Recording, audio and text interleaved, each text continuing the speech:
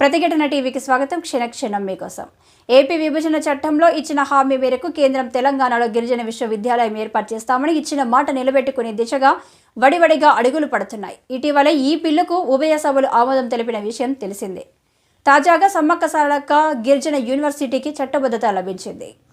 కేంద్ర విశ్వవిద్యాలయాల చట్టం 2009లో తెలంగాణలోని ములుగులో ఏర్పాటు చేస్తున్న సమ్మక్క సారక్క కేంద్ర గిరిజన విశ్వవిద్యాలయం పేరును చేరుస్తూ విద్యాశాఖ ప్రవేశపెట్టిన సవరణ బిల్లును ఈ నెల 7వ తేదీన లోక్సభ 13వ తేదీన రాజ్యసభ ఆమోదించాయి.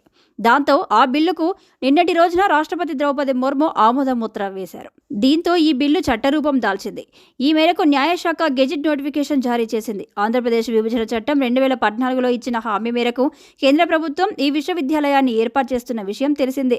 7 ఏళ్లలో 2 దశల్లో 889.7 కోట్లు ఖర్చు చేయనుంది. ఈ మొత్తాన్ని కేంద్ర విద్యాశాఖ బడ్జెట్ రూపంలో అందించనున్నట్టు తెలుస్తుంది.